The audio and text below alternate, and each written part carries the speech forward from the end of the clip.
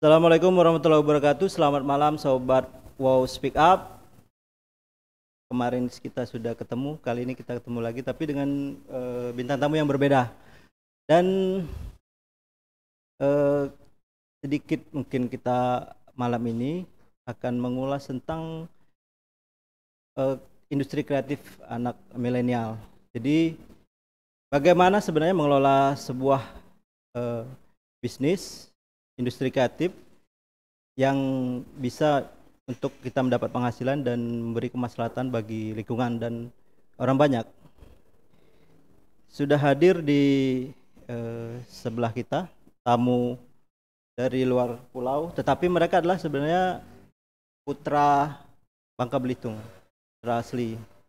Dari sebelah kanan saya dulu, ini adalah Muhammad Ridho Rezaldi, lahir di Sungaliat 29 Maret 1994, sekitar 26 tahun, masih muda belia, tapi dia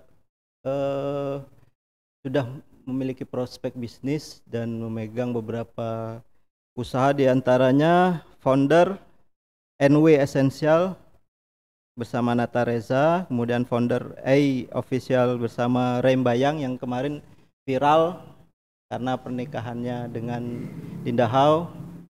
Kemudian co-founder Dain Official bersama Dinda Hao juga, ini suami istri. Kemudian dia memiliki usaha juga Lut Studio, dan terakhir aktivitas beliau adalah anggota BPC HIPMI Bangka Induk. Apa kabar Bang? Sudah sejak kapan ke Bangka? Kita dari hari Jumat, Bang. Dalam agenda Pengalaman, ketemu keluarga, ketemu teman-teman yang di Bangka juga. Bukan dalam bisnis juga ya? Sedikit bisnis, tapi lebih banyak bertemu dengan teman-teman sih dan keluarga. Oke, itu sedikit tentang Muhammad Ridho Rezaldi. Saya panggilnya Ridho Rezaldi Muhammad. Biasa dipanggil. Oh, dipanggil Ridho. Oke. Ridho Roma. Dan yang nyaut tadi di ujung sana, di pojokan ada Arizal Pranata. Ya, Arizal Pranata. Kemudian nama bekennya Nata Reza. Beliau ini adalah public figure dan entrepreneur. Mungkin bagi anak milenial umur 35 ke bawah sudah enggak asing dengan Nata Reza ini. Kelahiran Pemali ya? Pemali City. Pemali 18 Juni 1990. Kemudian sempat sekolah di SMA Negeri 1 Pemali angkatan 2008. Kuliah di Universitas Muhammadiyah Jakarta jurusan Argo Teknologi. Kedokteran tumbuhan. Wis. Dokteran tumbuhan tetapi artis. Jadi public figure. Kalau Bang Ridho ini sedang berupaya untuk mensukseskan pernikahannya, sebentar lagi ya Bang ya kabarnya. Bang Nata ini sudah beristri sejak 2017, betul ya? Dengan istri namanya Wardah Maulina, orang Aceh ini. Orang Aceh, mantap. Istrinya ini sebenarnya agak nyambung sih dengan beliau, lulusan fashion design ya di Universitas Telkom ya, di Bandung. Boleh sedikit cerita lah tentang perkenalan yang 3 jam viral di Instagram ya dengan istri ini, gimana sih sebenarnya? Oke. Assalamualaikum warahmatullahi wabarakatuh. Waalaikumsalam warahmatullahi. Terima kasih buat suatu kehormatan dan suatu apresiasi yang luar biasa bisa berada di sini. Di dekat orang-orang hebat ada Ridho juga. Yeah. Ada nih guru saya juga nih. Alhamdulillah. Di BTV tahun berapa? Tahun berapa lupa? 2009 2009 lulus SMA. Iya, 2008. Jadi pernah ikut acaranya beliau. Alhamdulillah ilmu yang beliau dan tim berikan waktu itu. Alhamdulillah. Kalau berbicara tentang Iya. walaupun tema kita Iya. kreatif Karena ini banyak yang nanya-nanya kan. Tapi gini loh. Aku pribadi rezeki. Kayak kalau bicara kita kreatif pada akhirnya juga UUD kan. Ujung-ujung kan gitu. Kalau nggak menghasilkan uang kan dan memberikan kebermanfaatan untuk orang banyak dan bukan sesuatu yang bisa dibilang sebagai positif dan kreatif. Jadi ketemunya singkat sih gara-gara postingan tahun 2008 tuh aku mulai aktif di sosial media. Ada satu postingan aku yang muncul di explore-nya istri. Pada waktu itu istri juga mungkin kita nge-follow satu akun yang sama, itu akunnya wow banget. Enggak tahu. Jadi aku rindu mungkin. Jadi muncul explore terus beliau nge-like, aku juga random bisa ngecek notifikasi sebenarnya itu memang viral ya. Aku waktu itu followers 3.000 tapi di postingan itu aku dapat 6.000 like. Artinya postingan itu menyebar kemana-mana. Jadi terkait dengan isu yang lagi viral pada waktu itu, terus di like, aku random ngecek notifikasi, tiba-tiba terklik sama akunnya istri dan dibuat kagum dengan tulisan sederhana yang ada di bio Instagramnya. Hanya yang biasa bercita-cita menikah muda. Pada waktu itu kondisi lagi sendiri, jadi langsung tadi banyak racik. Ajar, lamar. Masuk gas. Alhamdulillah 2016 akhir ketemu itu langsung aku ajak nikah 3 jam itu. Cuman qadarullah Allah berikan rezeki untuk mempersiapkan pernikahan di Aceh. Jadi 2017 Februari 2 bulan setelah itu akhirnya kami resmi menikah. Mohon doa dari teman-teman semua semoga pernikahan ini nggak cuma di dunia tapi nanti sampai kampung akhiratnya Allah. Amin. Kabarnya juga istrinya lagi Insyaallah doain aja. Belum tahu tapi mohon doa dari amin ya, semoga secepatnya ya. Bang Nata ini juga sudah menerbitkan beberapa buku, di antara Cinta Tak Biasa. Cinta yang tak biasa. Kemudian Berani Menikah Takut Pacaran. Ya, itu kita nulis bareng-bareng. Dan ada novel Kekasih Impian. Kekasih Impian itu yang nulis istri. Itu dijadikan Film insyaallah ya, film layar lebar. Falcon Picture. Kemudian beliau ini juga brand ambassador beberapa produk kecantikan ya. Walaupun bukan ini. Kemudian penulis, penyanyi serta pencipta lagu, dan terakhir bergabung dengan personil Adam Musik. Adam Musik. Ya. Boybandnya orang Indonesia. Bisa diminum dulu? Oh ya, silakan. Boleh Bang ya? Boleh itu yang itu. Saya mau nanya setelah ini. Ada cerita apa di balik itu? Itu apa itu? Masya Allah, ini beneran di setting macam ini. Ada cerita apa itu? Kita sudah menyiapkan surprise untuk tamu kita, khususnya Bang Nata ini. Boleh dicerita Bang, itu apa? Kemudian Hai Pusoy. Iya, Pusoy. Kalau di Jakarta mungkin teman-teman tahu ini susu kedelai. Iya. Jadi memang punya historis dengan cairan ini ya, dengan minuman ini. Jadi waktu merantau ke Jakarta, selain ngamen jalanan, aku pernah jualan susu kedelai ini cukup lama, sekitar hampir 2 tahunan jual susu kedelai, keliling sepeda, produksi sendiri, sampai di lingkungan UIN Ciputat itu, Nata Reza itu dikenal dengan Om Sule. Gara-gara setiap pagi habis subuh kita teriak naik sepeda, Sule, susu kedelai. Jadi dari sini pada akhirnya menjadi seperti ini. Alhamdulillah. Jadi dari susu kedelai semuanya. Walaupun sekarang bisnisnya nggak kesini ya, tapi jadi proyeksi ke depan ya Do. Peluang juga ya. Peluang. Untuk Bang Rido ini, sebenarnya sekarang posisinya di mana sih Bang? Sekarang lebih banyak di Bandung sih Bang. Di Bandung sejak kapan ya? Saya di Bandung itu sejak tahun 2012. Pas pertama kali kuliah lah, merantau ke luar Bangka karena pengen kuliah kan. Awalnya pengen kuliah niatnya? Awalnya kuliah. Kecelakaan kuliah sih sebenarnya. Karena waktu itu pengen masuk salah satu universitas yang negeri negeri lah kayak gitu, tiba-tiba nggak dapet kan. Akhirnya kita waktu itu mau daftarnya di Jogja kan, nggak dapet. Akhirnya daripada kita nganggur, orang tua nyuruh, yaudah kamu kuliah dulu di Bandung. Kemudian akhirnya didaftarin sama kakak saya, dan itu udah hampir telat. akhirnya aku kuliah di salah satu universitas swasta di Bandung, Universitas Pasundan. Itu merantau ke Bandung itu kabarnya juga sambil merintis usaha. Iya, benar. Itu bersama kakak dulu atau langsung sendiri? Waktu itu 2014, saya kan kuliah 2012. Hampir 2 tahun itu saya ikut kerja salah satu clothing di Bandung. Saya bekerja, setelah hampir 2 tahun itu saya memulai bisnis sendiri. Jadi sekitar semester 4, awal-awal masuk semester 4 saya memulai bisnis di Bandung. Dan sekarang punya bisnis sendiri? Alhamdulillah sekarang saya udah punya bisnis sendiri. Lut Studio itu ya? Ya, Lut Studio itu. Benar, Lut Studio itu konsepnya kemana sih? Sebenarnya Lut Studio itu kita basicnya adalah mempertemukan orang-orang yang membutuhkan marketing, operation, sama production. Kita punya 3 ini. Dulu kan kita berangkat B2B. Sekarang kita coba B2B langsung menyasar ke B2C. Karena efek beberapa tahun terakhir kan semua bisnis ini berubah signifikan karena online, udah 4.0, ada IoT, kemudian sangat cepat bisnis ini berkembang hampir setiap hari. Ide-ide kreatif selalu muncul, akhirnya dari basic production kita merangkap ke operation, kemudian kita merangkap ke marketing.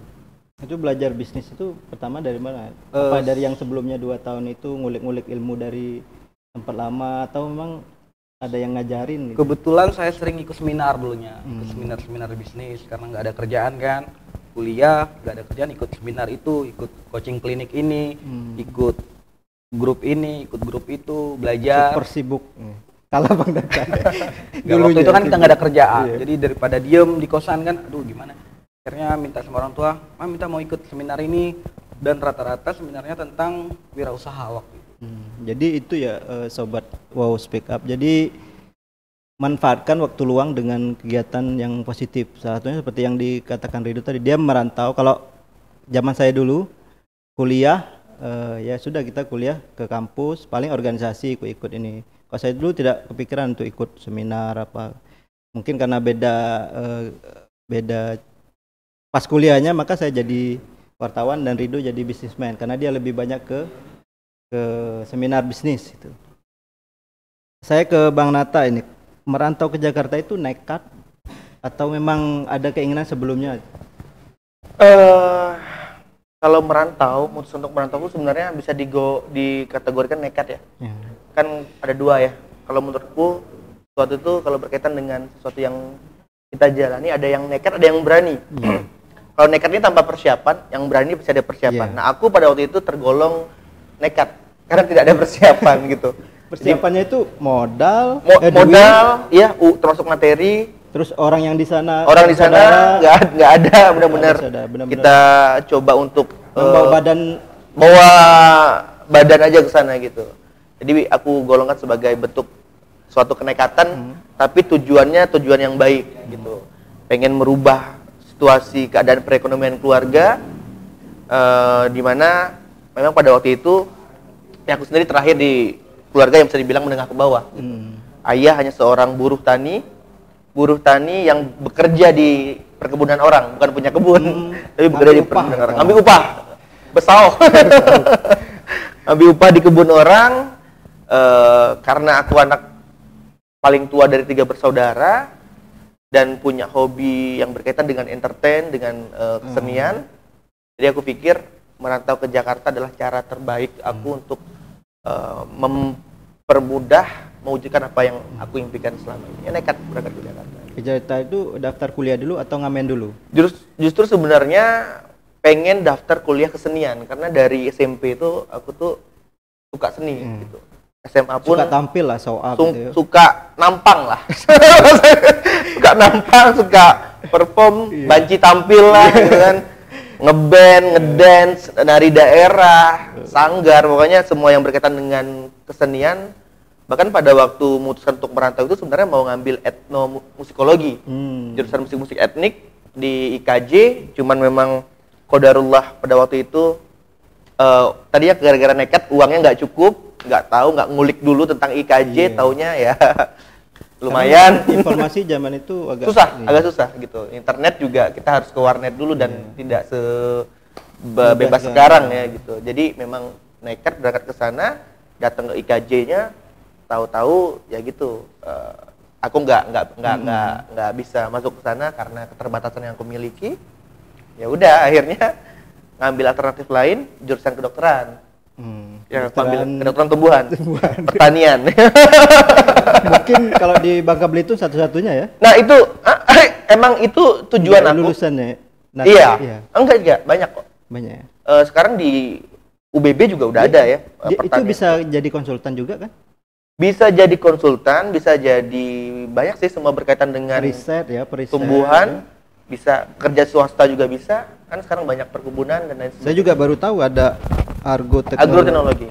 Jadi teknologi dalam pertanian gitu. Iya, bisa jadi alternatif pilihan kuliah juga ya buat kawan di rumah. Jadi waktu itu lucu ngambil agroteknologi itu karena pertama ada di UMJ itu pasca Gintung, jebolnya Tanggul Situ Gintung kan kampusnya rusak tuh. Tidak ada yang mau kuliah di sana. Jadi UMJ pada waktu tahun 2008 itu buat program free uang masuk sama free uang semester 1 semester gitu. 1 semester itu berarti 6 bulan ya? Iya. Semester. Jadi gara-gara itu akhirnya milih masuk ke situ. Jadi tapi punya planning di balik itu. Masuk pertanian tadi mikirnya kalau andai kata nggak berhasil di kesenian ini, di industri kreatif dan lain sebagainya, aku punya satu backupan yang nantinya minimal aku bisa balik ke kampung dan kerja di skup pertanian. Gitu. Bang Nata ini juga selain tadi dibicarakan, dia juga ngamen ke warung-warung. Saya sudah berapa kali lihat di videonya beliau, masih gondrong dan kurusan ya, gembel lah zaman itu. Kemudian juga pernah bikin grup band. Pernah. Sempet tour juga ya. Sempat tour 48 kota. Iya. Keliling. Sebenarnya sudah pas zaman itu, kalau saya baca profilnya, disitulah puncak sebenarnya hijrahnya Nata. Iya, titik baliknya di situ. Iya, setelah band bubar. Setelah merasa pada waktu itu impian seperti sudah di depan mata, ternyata hanya gara-gara kita lupa tujuan kehidupan kita ini untuk apa cuma sekedar mewujudkan impian menjadi artis dan public figure, ternyata nggak sampai di situ. Gitu. Pada akhirnya karena kita sudah berekspektasi tinggi, udah ngerasa pede banget kayak nggak butuh dengan sang pencipta, jadi mikirnya udah impian di depan mata, udah meninggalkan kewajiban sebagai makhluk ciptaan, taunya apa yang kita yakini pada waktu itu tentang keberhasilan di band itu ternyata nihil. Di band itu semuanya bisa diraih ya berarti? Sebenarnya bisa. Memang glamor benar. Lifestyle-nya, gaya hidupnya, terus ya itulah ya lingkungan bandnya, public figure. Walaupun tidak semuanya seperti itu setelah aku masuk ke dalam sana, cuman memang identiknya ke arah sana. Gitu. Dan anak-anak itu aku nggak ngomong personal ya, aku ngomong keseluruhan yang ada di band itu termasuk diriku sendiri pada waktu itu. Kita lupa bahwa kesempatan yang diberikan pada waktu itu adalah kesempatan yang Allah berikan sebenarnya. Gitu. Cuman kita melupakan itu, pada akhirnya ya udah, Allah ambil lagi mungkin ya. Itu sih positifnya aku seperti itu. Dan itu menjadi titik balik pada akhirnya menyusun ulang strategi, menyusun ulang konsep berkehidupan, dan alhamdulillah akhirnya ya Allah hadirkan titik ini gitu untuk kehidupanku. Oke, baik. Selama merantau dan perjalanan sampai sekarang di Jakarta, pengalaman apa sih yang paling Bang Nata ingat? Yang paling diingat banyak sebenarnya, karena yang paling kena itu. Nah, karena memang di rantauan ini kan mungkin orang melihat hari ini Nata Reza di titik ini kayak gampang banget. Padahal kalau teman-teman pengen mengulik sedikit, aku itu 9 tahun di jalanan. Survive di jalanan itu nggak gampang. Kita bertemu dengan orang yang juga punya trigger yang sama untuk hidup gitu, untuk berhasil. Terus kita ketemu orang-orang yang belum kenal kita, tentunya mereka agak underestimate, apalagi kita pengamen gitu. Banyak sih, salah satu momen yang sampai hari ini tidak bisa aku lupakan, dan mudah-mudahan itu menjadi semangat terus untuk aku kedepannya bisa membantu orang lain, adalah ketika aku susah untuk bertahan hidup, kita coba ngamen di warung orang, dan aku pernah di titik yang dilempar sama yang punya warung, diusir untuk pergi, padahal di situ teman-teman yang lagi makan tuh suka nge-request. Aku nggak tahu apa lagi punya problem yang punya warung, atau memang lagi nggak dapat jatah THR dari keluarga atau apa, walau alam. Cuman memang itu salah satu momen yang berkesan banget. Itu satu. Yang kedua, pernah dikejar-kejar ibu kos. sebenarnya yang melekat itu pasti yang tidak enak, tapi yang tidak enak itu yang akan membuat apa ya, spirit ya. Kalau orang kan bertemu dengan momen yang tidak enak, khususnya anak muda ini, teman-teman pada udah down duluan, udah nggak mau lagi. Padahal kalau kita rubah energinya dari sesuatu yang tidak mengenakan menjadi spirit untuk kita menggapai apa yang menjadi impian kita, padahal itu menjadi trigger yang sangat efektif sekali gitu.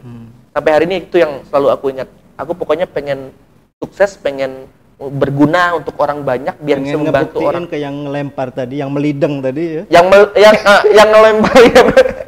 Yang melideng kalau bahasa Bangka. Untung enggak kena kepala aku kan. Terus satu sosok yang paling berjasa bagi Nata Reza. Sosok. Boleh dua nggak? Boleh? Kedua orang tua aku. Itu ya. Satu, pertama almarhumah ibuku yang memang dari awal itu support banget aku untuk bisa berhasil di entertain gitu. Jadi dulu dengan keterbatasan ekonomi, kan dulu aku sanggarnya di Pangkal Pinang, aku tinggalnya di Pemali. Untuk mencapai ke Pangkal Pinang dari Pemali itu aku harus naik angkot. Punya motor tua, tapi itu harus berbagi fungsi untuk sama ayah. Dari Pemali ke Terminal Sungaliat. Terminal Sungaliat, naik call ke Pangkal Pinang. Pangkal Pinang naik Ponis. Ponis jalan kaki. Apa langsung ke Sanggar? Dari Terminal Ponis biasa ya, adik kawan dari Sanggar Pangkal Pinang jemput. Nah, jadi sosok yang paling sangat yang nggak akan pernah bisa dilupa ya orang tua, terutama ibu. Ibu bela-belain untuk pinjam uang ke tetangga hanya untuk ngasih aku bekal untuk berangkat ke Pangkal Pinang. Ya kalau beliau masih ada hari ini, pasti beliau dan ayah saya tentunya orang yang paling akan aku usahakan untuk aku muliakan. Jadi buat teman-teman yang masih punya kesempatan untuk membahagiakan orang tua, jangan pernah sia-siakan momen itu. Oke, baik. Kita sudah sedikit ya mengulas kilas balik dari kedua tamu kita ini. Sedikit ada yang menarik diucapkan oleh Nata Reza tadi bahwa ketika kita sedang pada titik tidak enak gitu ya, dicemooh orang, pada sebenarnya itu yang harus kita dorong, yang harus kita gas bahwa sebenarnya kita harus membuktikan kepada sesuatu itu pada momen itu bahwa kita bisa bangkit lagi. Betul. Nah, kalau Bang Rido nih saya mau nanya, melihat fenomena anak di Bangka Belitung dan ya khususnya Bangka Belitung saat ini seperti apa sih anak muda milenial itu? Apakah anak muda yang galau, kemudian tidak punya spirit, tidak optimis, atau memang terpecah? Seperti apa itu? Khusus Bangka Belitung ya, atau secara keseluruhan ya. Sebenarnya untuk saya lebih cenderung melihat bagaimana sih sikap kita sebagai pemuda untuk menghadapi di era tantangan seperti ini ya Bang ya. Menurut saya sih hal yang paling mendasar itu adalah sama sih, hampir sama dengan cerita Bang Nata Reza, adalah sikap direndahkan orang lain itu menjadi hal yang paling berbahaya untuk saat ini. Maksudnya seperti ini, sikap direndahkan oleh orang lain itu mungkin karena pekerjaan kita atau karya kita atau bisnis kita, karena semua zaman digital, orang bebas untuk mencemooh kita baik melalui media secara langsung. Itu kalau kita tidak bisa memanage, itu bakal jadi toksik diri kita sendiri. Nah, sikap kita adalah yang pertama, ketika kita di tantangan terberat, ketika kita menemukan case tersebut, yang pertama cara terbaik adalah balas dendam dengan memberikan pembuktian kesuksesan lah. Seperti itu. Yang kedua, mungkin kita lebih banyak meningkatkan knowledge kita, belajar. Karena dulu saya pernah di posisi, karena saya awal dari Bangka kan, maksudnya sangat minim knowledge. Dari situ saya termotivasi bagaimana saya harus belajar, bagaimana saya harus tahu banyak hal, dan akhirnya saya bisa mampu beradaptasi minimal dengan lingkungan saya Bang. Dulu gara-gara setiap kali ngomong sama orang kayak nggak nyambung ini, maksud pembahasannya gimana, insecure kan dalam diri kita kan. Akhirnya saya terus gimana nih, teman-teman pun kayak temenan nggak mau nih, aduh orang nih di ngomong nggak nyambung. Itu jadi motivasi saya untuk terus belajar. Makanya saya sering baca buku, kebetulan interestnya di bisnis, di desain, di branding. Akhirnya saya gali terus dan menemu titik di mana saya mulai bisa bergaul dengan mereka. Sebenarnya Salah satunya dengan industri kreatif ini. Ya, benar, industri Kalau kreatif ini. Bang Rido itu memandang industri kreatif itu seperti apa sih sebenarnya? Sebenarnya industri kreatif ya, pada dasarnya kalau dari segi produk ya Bang ya, pada dasarnya produk industri kreatif sekarang hampir sama dengan produk-produk beberapa tahun atau beberapa dekade yang sebelumnya pada dasarnya. Cuma yang membedakan adalah seiring berjalannya teknologi ini, kemampuan beradaptasi dengan teknologi, dengan tren, dan kemampuan untuk menganalisa pasar, itu yang paling penting. Seperti itu. Dan cara-cara pandang terhadap bagaimana cara menjual. Itu sih yang paling penting. Ditambah dengan kemudahan sekarang ini teknologi media sosial. Iya, benar-benar. Kalau Di era digital ini sangat gampang banget kok. Kita bisa melihat tren-tren yang ada sekarang, apa yang bakal hype ke depan, hype apa yang bakalan booming. Kemudian sangat gampang di internet itu semua serba ada, tinggal bagaimana kita memilih, kemudian kita mengambil aksi, kita menentukan planningnya, kita eksekusinya, bagaimana cara kita mendeliver dan lain-lain lah. Itu hal yang paling penting. Baik, kalau Bang Nata untuk industri kreatif ini memulainya dari mana? Dari modal dulu, dari niat dulu, apa langsung action? Oke. Industri kreatif ya hari ini menjadi ranah yang sayang kalau kita tinggal. Iya. Jadi potensi yang sangat besar hari ini. Bahkan kalau boleh sedikit bercerita, di era pandemik sekarang ini, di mana banyak bisnis yang bertumbangan, malah di industri kreatif hari ini tetap survive. Iya. Bahkan cenderung besar. Kita lihatlah Rido dengan brandnya gitu. Mungkin kami ataupun konten kreator lain dengan channel-channel YouTube-nya. Aku dengan kebunnya. Alhamdulillah kebunku hari ini sudah sekitar 556.000 subscriber kebun online. dan itu menjadi potensi yang sangat luar biasa gitu. Dimana kita bekerja di satu ranah yang kita sukai tapi bisa menghasilkan. Nah, aku bilang industri kreatif hari ini tuh sangat menjadi pilihan yang harus anak-anak muda, milenial khususnya coba. Nah, untuk merealisasikan itu, tentunya kita harus punya effort, punya semangat. Tadi kita pertanyaan Abang, kita harus punya kemauan. Kemauan itu yang paling penting. Kalau ade perasaan ndak kawan nyusah, nah itu menjadi batu sandungan yang yang paling awal yang akan kita hadapi. Jadi kalau mau mencoba harus kawan nyusah dulu. Harus action dulu, harus ada kemauan. Setelah kemauan baru kita action. Action ini jelas kita harus punya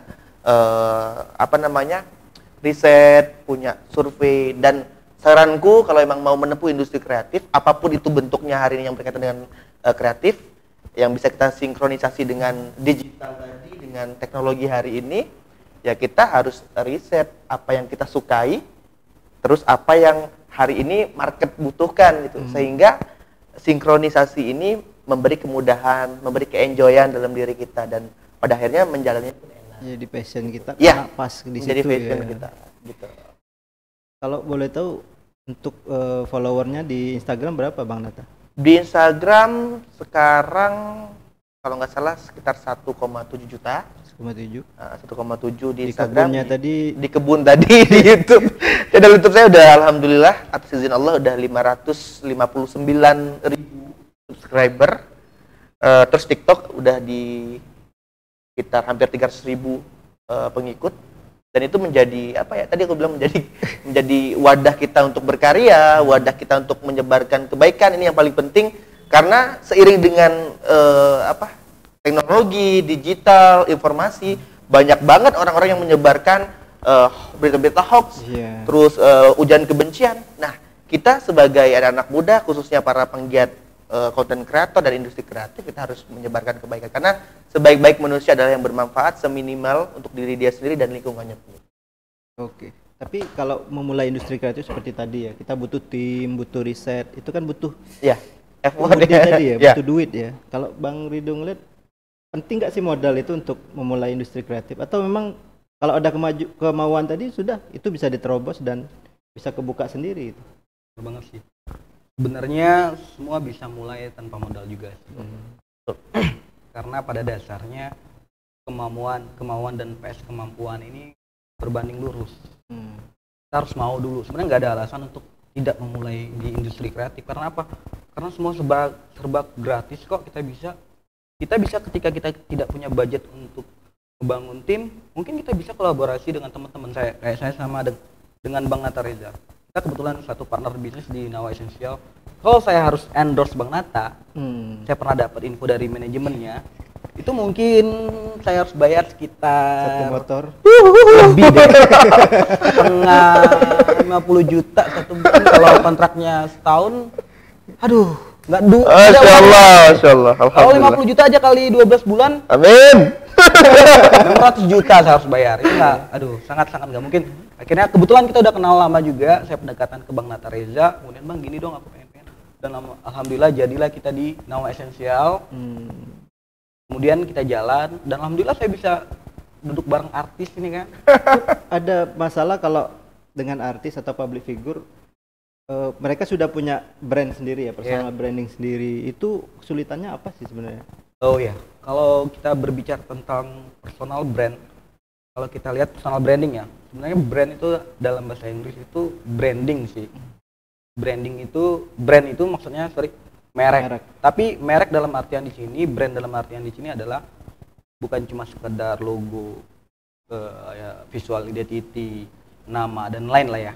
Tapi personal brand ini lebih mencakup ke citra diri kita. Kalau simpelnya gini, cara orang menilai kita, pandangan masyarakat terhadap diri kita. Contohnya Bang Nata image-nya adalah Masya Allah. alhamdulillah saya kenal banget, sangat kenal dekat. Dia image-nya pemuda yang dia bisa tetap beradaptasi dengan zaman, tapi dia tidak meninggalkan unsur-unsur apa yang seperti dia bilang tadi, alasan kita untuk diciptakan di ini. Religi. Kemudian tampan, Allah. nyanyi, dan dari hal itu benar supel, Aduh. gaul lah.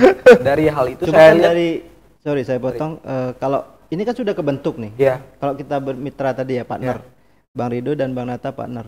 Bang Nata kan sudah kebentuk sendiri, sudah punya setelah itu penggemarnya sendiri.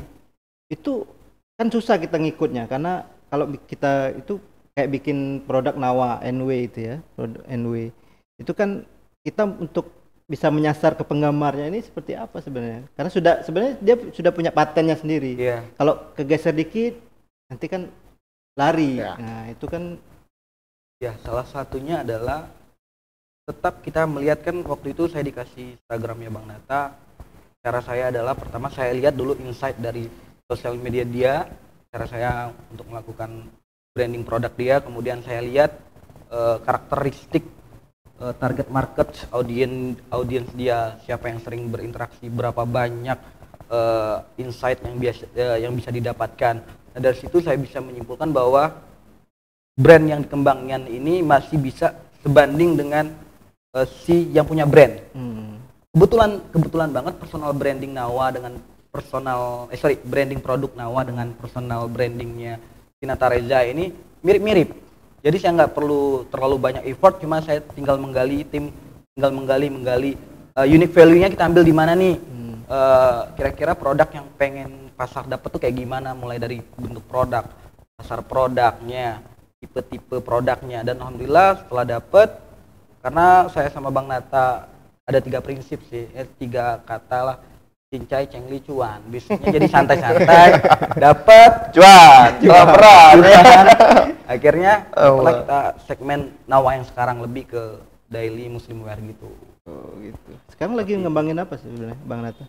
Kalau sama Rido kita lagi ngembangin progres dari Nawa Essential yang kemarin, kita akan rebranding lagi baru dengan konsep yang sekarang ini lebih pendekatannya lebih fresh lagi, lebih segmented lagi karena memang yang aku lihat hari ini kita berbicara pergerakan anak-anak muda ke dalam ke arah yang lebih baik, ke arah peduli terhadap agama, aku pikir itu sekarang sangat luar biasa gitu. Apalagi kita bisa dibilang negara yang jumlah penduduk muslimnya besar gitu. Dan aku pikir memang segmen ini jangan sampai orang yang lain ambil. Iya. Justru kita sebagai pemuda muslim insya Allah yang masih punya spirit, masih punya kemauan, kita harus berada di ranah ini gitu. Kita harus bermain di sini juga, ngambil bagian di sini juga gitu. Kalau nggak kita siapa lagi? Makanya aku sama Rido lagi coba berevolusi dari produk yang awalnya lebih ke daily, sekarang kita segmented lebih ke muslim. Baik. Tapi ada anggapan kalau Nata Reza bikin produk gampang lah kalau anak muda sekarang kan. Dia sudah punya nilai, mau jual apa juga jadi gitu. Jual teh pusu juga jadi. Kasih label Nata Reza gitu kan. Jadi jual gitu, laku. Nah, bagi anak muda sekarang yang milenial, industri kreatif itu kan tidak melulu dia harus jual ke marketplace, ke media sosial. Itu salah satu ini ya. Nah, bagaimana dengan mereka yang akses itu terbatas, akses internet dan media sosial itu terbatas, tapi mereka punya kreativitas. Wah, saya mau bikin ini, ngelihat di sebelah rumahnya mungkin ada serai lah misalkan. Dia bikin minyak serai bagus, tapi nggak laku-laku karena itu. Nah, apa sih sebenarnya kendala? Iya, enggak yang harus dilakukan. Industri kreatif nggak melulu harus broadcasting YouTube, bikin channel kan, harus di Instagram. Nah, ini ya, jadi kalau menurut aku hari ini memang harus ya, kita harus sinkronisasi dengan pergerakan era sekarang. 4.0 ini kita nggak bisa tinggalkan. Karena 4.0 ini memberikan kemudahan kita untuk menggapai segmen yang lebih luas lagi. Kita tariklah ke zaman tahun 2000-an awal gitu. Di mana zaman masih ada prankster gitu. Iya, maksudnya marketplace belum ada, terus sosial media belum se-booming sekarang yang orang setiap hari kalau nggak pegang sosmed tuh kayak ya udah mending nggak makan daripada nggak pegang sosmed kan kalau sekarang kan gitu. Kita lihat orang berjualan itu dari door to door, rumah ke rumah, dan itu sulit sebenarnya. Nah, sekarang ini sebenarnya lebih kebantu dengan adanya perkembangan teknologi, terus sosial media, dan kita memang mau apapun produknya, mau sekreatif apapun kita bergerak, ketika memang kita tidak mau menerima keberadaan teknologi dan sosial media hari ini, ya mungkin kita akan kalah dengan pesaing-pesaing lainnya gitu. Memang kreativitas hari ini harus selaras dengan perkembangan zaman sekarang ini gitu. Kalaupun apapun produknya, kayak misalkan serai dia buat jadi apa, harusnya kalau dia mau aware dengan era digital ini, dia bisa jangkau market dari mulai ujung Aceh sampai Papua, ya kan? Tapi kalau dia nggak mau, ya dia cuma door to door gitu. Jadi memang harus selaras dan dengan capek itu. juga ya. Capek, waktunya banyak kebuang, belum lagi mikirin dapurnya. Betul. Cuman memang kalau dibilang sulit, nggak sulit. Tidak ada sesuatu impian yang mudah ya Bang ya. Maksud aku, tidak ada sesuatu pencapaian itu dengan instan bisa kita dapat gitu. Semua pasti akan lelah gitu. Cuman apa yang kita ambil hari ini, apa yang kita pilih, apa yang kita usahakan hari ini, ya insya Allah ke depan itu bakal ada hasilnya gitu. Jadi kalau teman-teman merasa hari ini mah Nata Reza gampang buat produk apa aja dibeli, kita pun nggak gampang sebenarnya. Kalau kita nggak kreatif, kita akan kalah dengan yang lain. Karena nggak cuma Nata Reza dong yang punya 1,7 juta followers. Ada Rafina Gita yang puluhan juta followers. Ada Baim Paula yang puluhan juta followers. Ada Atta Halilintar. Kalau dia ada musik yang paling banyak followersnya siapa? Hari ini Rey. Hari ini Rey yang bayang. Hari ini Rey yang bayang. Ada Rey yang bayang yang dengan 3 juta lebih followersnya. Jadi lagi-lagi kreativitas itu harus tetap diasah. Kalau enggak kita akan kegilas dengan yang lain. Karena kompetisi itu tetap akan ada gitu. Jadi kalau dibilang kita mudah, nggak mudah juga. Teman-teman juga punya potensi yang sama. Kita ambillah cerita teman-teman.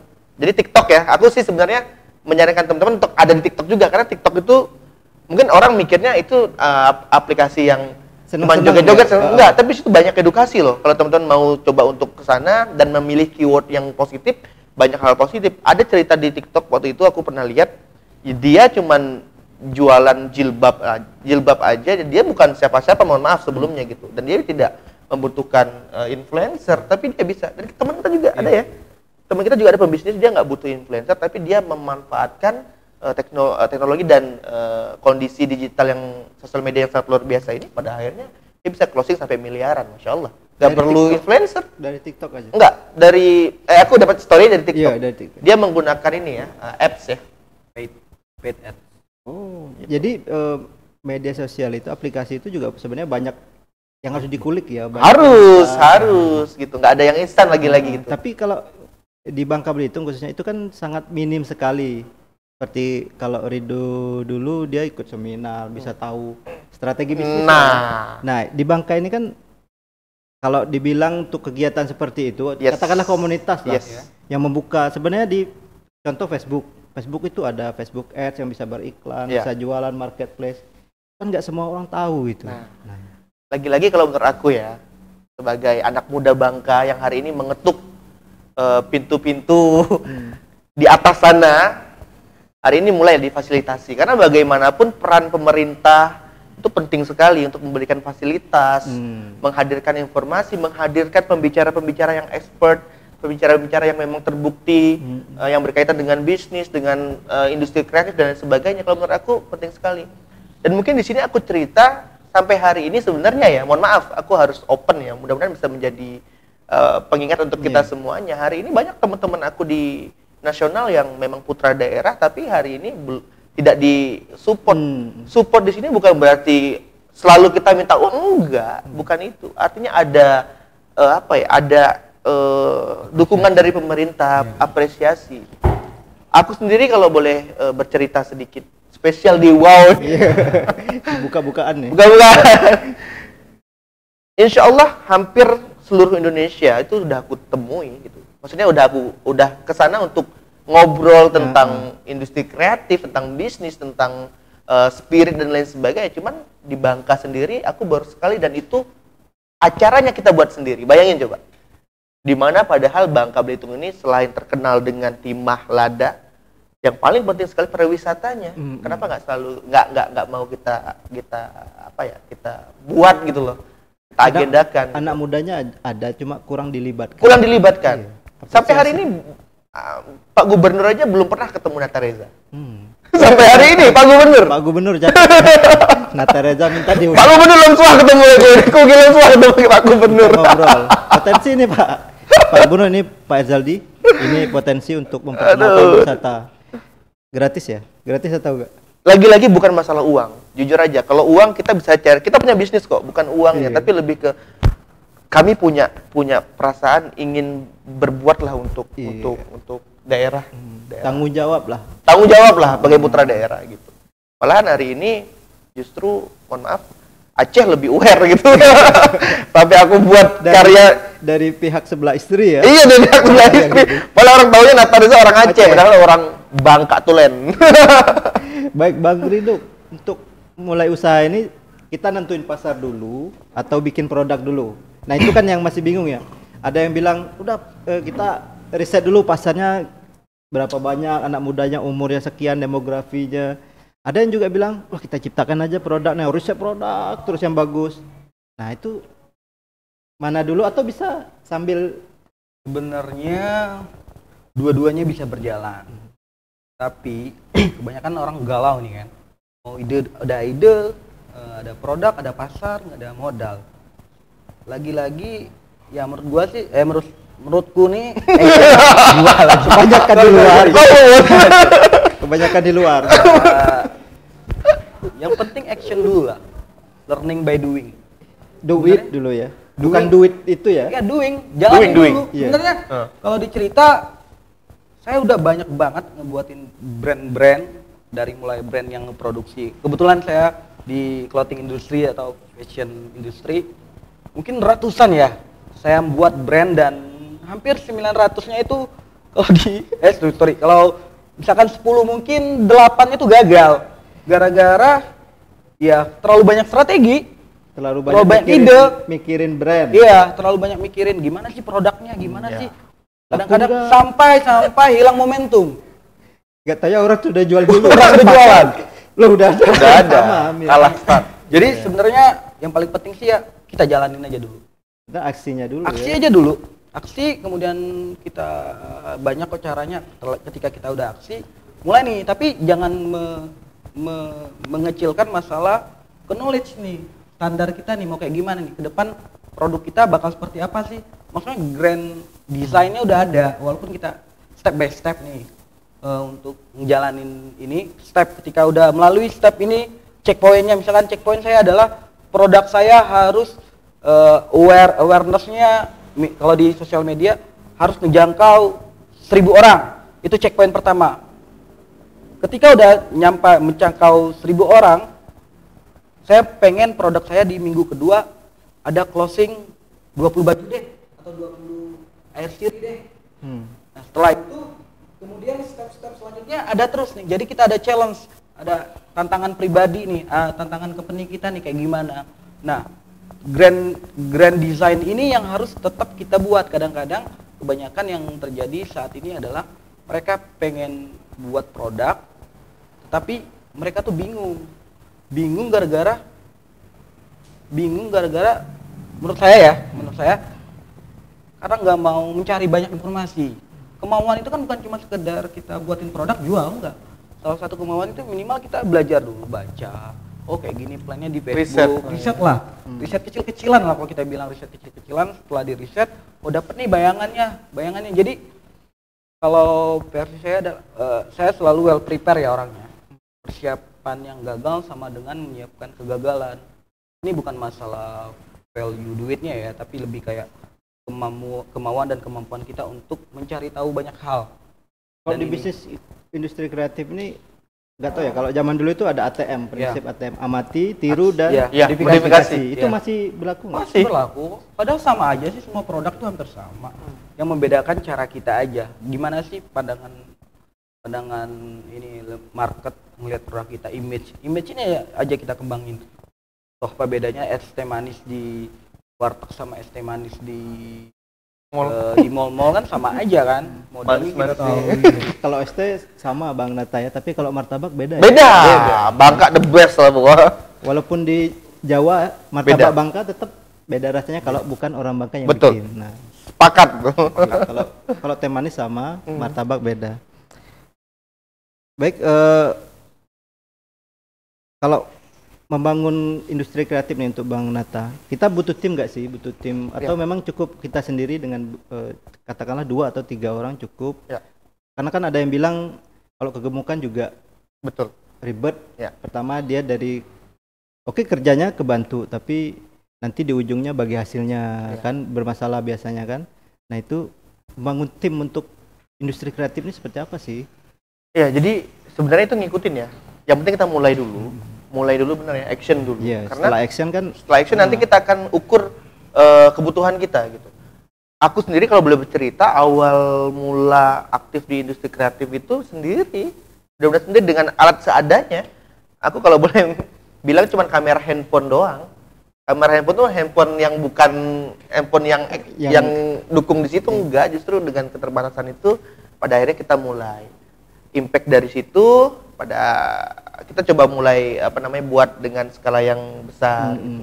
Sudah mendukung semuanya, artinya income-nya ada, terus memang kebutuhannya juga kita butuhkan, ya sudah kita buat tim. Dan sekarang alhamdulillah aku udah punya tim.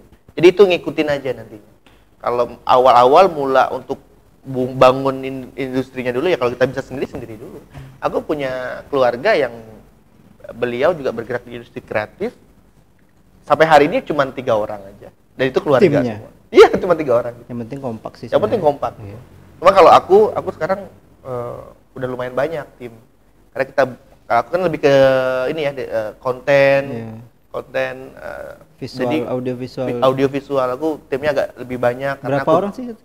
Sekarang 1, 2. Untuk totalnya apa ya, belasan? Nggak nyampe belasan sih. 9. 9, tanggung jawabnya besar juga ya. Tanggung jawab besar gitu. Tapi ada kemungkinan akan lebih, doakan teman-teman semuanya. Pokoknya semangat semua. Nama programnya apa, Bang Nata? Nata Hati. Banyak sih. Channelnya Nata Wardah, cuman programnya ada Nata Hati, ada Nata Vlog, ada musik juga. Oh, beda-beda segmen. Beda-beda. Konten juga. Beda-beda konten. Baik, untuk sesi terakhir kita akan sebenarnya mendengarkan bahwa industri kreatif ini, kalau Bang Rido bilang harus dimulai action, masalah produk dan pasarnya kemana, itu sebenarnya nanti setelah kita itu baru kelihatan, oh ternyata betul. Tes pasar lah, kata orang, tes ombak, tes pasar. Nah, kita baru ngomongin Bangka Belitung dan nasional. Kalau produk ini belum yang dari luar ya, dari Cina. Iya. Itu barangnya murah, kualitasnya mirip-mirip. Nah, itu juga menjadi masalah bagi pelaku industri kreatif. Kalau Bang Rido ngalamin nggak? Kalau kita di dunia fashion itu justru paling banyak dampaknya ya. Dampak negatif, positif? Maksudnya dampak produk luar yang harga murah kemudian masuk ke Indonesia, itu kita susah bersaing. Tetapi sekali lagi dalam produk itu kan kita punya target market yang berbeda. Tapi rata-rata kita bagaimana kita mengkondisikan target market seperti apa sih yang kita punya. Mereka kan dalam skala besar, punya kapital yang industri kuat. Ya industri banget. Kalau kita yang kecil-kecil kayak gini, ya pinter-pinteran kita lah. Ketika ada produk ya kita kuatin di mana, kelebihan kita di mana. Kita kelebihan adalah brand image-nya, nge-branding produknya. Kita lebih segmented, lebih menyasar ke satu komunitas yang benar-benar, misalkan nih, saya di Nawa, saya menyasar sosok pria muslim umurnya sekitar 25 sampai 40 tahun. Nah, itu target market kita. Dia berada di kota mana?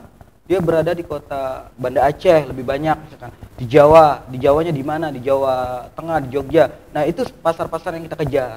Itu bisa kita gunain. Kalau untuk produk Bang Nata ini paling jauh ke mana jualnya? Luar negeri sih, ada Vietnam, Malaysia. Alhamdulillah. Berapa harganya, Bang? Hong Kong. Kalau yang keluar itu beda ya harganya? Beda. Treatmentnya juga beda, Bang. Karena pengiriman juga beda ya? Beda. Dia Juga. gitu. Kemudian kebetulan juga saya partnernya Bang Nata, Rembayang juga saya yang create. Rembayang yang terbaru ya, Iya, yang sama terbaru ya. istrinya. Bersama istrinya, dua brand yang berbeda dengan Kalau- dua target market yang berbeda juga. Enak partner sama Nata Reza apa Ray? Sama. Dua-duanya ya. Langsung. Karena di depan orang. Karena saya bisa Kalau dia nyebut ku bayi kan bayang tadi lah. karena Bang Nata yang banyak buka ke akses ke beberapa artis. Dan kebetulan ini Bang Nata juga kenal ada beberapa yang sedang viral, kemudian bakal masuk ke manajemen aku dan Bang Nata sebenarnya. Cuma Artinya- sahamnya belum dibeli. Ini yang harus kita sadari bahwa bersinergi itu penting sekali. Apalagi kita satu daerah, penting sekali. Iya, satu daerah di luar. Di luar, senasib, betul. ya. Saling support, saling bantu gitu. Dan itu harapan kita bersama ya tentunya ke depan. Mudah-mudahan anak-anak muda khususnya Bangka Belitung lebih kompak lagi. Karena kalau kita bersinergi, wah masya Allah, Iya. kekuatannya ini bukan main-main. Gitu. Tantangan satu, Bang. Bagaimana produk Bangka Belitung bisa dijual? Betul. Ya kan itu yang belum kan? Bang Betul. Nata kan belum kan? Belum. Ada. Bikin teh pusui Saya busui, asli Bangka dijual. betul. Insya Allah. Itu Sebenarnya yang kita punya visi-misi juga sih sama Bang Nata. Salah satu alasan balik ini kita melihat peluang-peluang apa yang ada, karena kondisi pandemi ini ketika mereka banyak banget ya karena dampaknya Bang ya. Kita sedang mencari solusi gimana kedepannya produk Bangka kalau kita bisa bersinergi, kebetulan kita punya sedikit pengalaman sambil belajar lah ya. Kita cari nih produk-produk yang proper, kita bantu ya. Kita nggak usah banyak, kita cari 4 produk yang bisa kita. Itu produk Ya, proper. komoditas atau produk kreatif yang memang Kita lebih ke UMKM sih ya. UMKM. Lebih ke UMKM nanti. Kreasi ya, lebih Iya. kreasi. Sebenarnya apapun produknya Bang ya. Asalkan dia original, kemudian masih khas, ada unique value-nya, kita create, nanti kita bawa ke kita bawa Bahwa ke ini adalah Jakarta. produk dari Bangka Belitung yang Ya. ini kebetulan dibawa Nata Reza bisa laku. Kan Dan- ngebantu pemerintah juga. Iya. Dan insya Allah mudah-mudahan ini terrealisasi. Di bulan depan insya Allah aku akan mengajak teman-teman di komunitas sepeda aku. Di situ banyak teman-teman apa namanya Selebgram dan selebritis juga, pengusaha ada juga ya? pengusaha Ada toko politik ke juga. Bangka ke Belitung. Bangka Belitung, kita sepeda bareng di sini. Mudah-mudahan itu nanti bisa menjadi kontribusi positif untuk daerah kita. Temu kangen sama penggemar juga di sini ya. Kayaknya enggak dulu deh, soalnya COVID kan. Lebih ke kita promosikan bahwa kita masih bisa liburan ke Bangka tentunya dengan protokol keamanan COVID ya, kita pakai masker dan lain sebagainya gitu. Ya karena pariwisata kita juga lagi down Pasti bener. semuanya pasti Lagi down. drop. Keberacai semuanya pasti. Terberasa. Banyak banget sekarang. Bang Nata ada pesan dikit lah penutup untuk Pesan penutup buat teman-teman semua, khususnya anak-anak Bangka, anak muda milenial. Kawan-kawan, apapun background keluarga kita, anak tukang karet, anak tukang ngelimbang, anak tukang beca, tukang berjual di pasar. Intinya kita semua punya hak yang sama untuk menjadi orang-orang yang sukses. Ingat apa yang kita lakukan hari ini seperti itulah nanti hasil di masa depan kita. Jadi kalau hari ini kita milih mager, rebahan, main cuman apa namanya hal-hal tak keruan, ya siap-siaplah untuk ke depannya, itulah yang akan kita petik. Jadi buat teman-teman semua, jangan sampai waktu muda kita yang harus produktif kita gunakan untuk hal-hal negatif. Gunakan untuk hal-hal yang positif. Insya Allah semuanya dapat jadi orang-orang yang sukses. Amin. Bang Rido mau nambahin? Apa ya? Semuanya udah diborong sama. Maaf pun. Tapi paling tidak salah satu hal yang paling terpenting saat ini adalah kemauan kita terus belajar, Bang. Terus tambah knowledge kita, terus tambah pengalaman, standar stage kita juga. Intinya terus belajar lah, perbanyak literasi juga, perbanyak baca, baca blog, dengerin YouTube, Ngikutin podcast. perkembangan Ya, teknologi. intinya juga. jangan sampai ketinggalan informasi dan harus tahu kita interestnya kemana nih. Ketika kita interest ke musik ya, Fokus. lebih banyak knowledge tentang musik. Ketika interest kita di bisnis, banyakin edukasi kita yang tentang bisnis. Itu aja sih. Pokoknya belajar. Fokus Belajar dan tuh nggak bakal istiqomah. berhenti. Benar Ya, banget. jadi tetap stepnya tuh dijalani. Iya. Baik, terima kasih untuk Bang Rido, Sama-sama, Bang wow. Nata sudah berkunjung ke studio kami yang sederhana ini. Masya Allah, ini luar biasa. Terima kasih banyak justru. Iya, kapan balik rencana? Insya Allah lusa. Lusa. Semoga selamat ya. Sana. Amin. Doakan teman-teman. Bang Rido juga sama ya. Insya Allah saya hari Sabtu. Sabtu. Jadi lusa berarti besok masih ada kesempatan kalau teman-teman mau ketemu. Tapi saya nggak tahu di mana. Mungkin ketemu di jalan atau di BTC lagi nongkrong. Mungkin di Kopi Yuk Nina. Nah, kopi ini. Pemali. Bisa nanti ngobrol-ngobrol mau Insya Allah, insya Allah. lebih ini kan. Ke Bang Rido juga mereka open dan saya juga cukup lama mengenal mereka. Mereka asik diajak nongkrong. Kok ini Tapi yang orang luar keruan, biasa. jangan yang tidak keruan. Guru Nata Reza nih beliau. Ya. Masya Allah. Jadi kawan-kawan, sobat Wow Speak Up, industri kreatif adalah soal kreativitas, inovasi, keterampilan, dan bakat. Anak muda jangan takut untuk berkreasi dan mencoba. Ciptakan peluang-peluang. Pun kreatif bukan soal berapa besar materi yang kita dapat. Lebih dari itu, kreatif dampaknya bagi orang lain, luas bagi lingkungan dan bagi semesta. Wahai anak muda, Anda kini memiliki tantangan yang sebenarnya, bukan kompetitor, bukan produk atau brand yang terbaik. Juga bukan modal, tantangan sebenarnya adalah diri Anda sendiri. Sekolah terbaik adalah sekolah jalanan, yaitu sekolah yang memberikan kebebasan kepada muridnya supaya kreatif. Itu kata Bob Sadino. Saya Muri Setiawan, terima kasih. Assalamualaikum warahmatullahi wabarakatuh. Waalaikumsalam warahmatullahi wabarakatuh. Minum.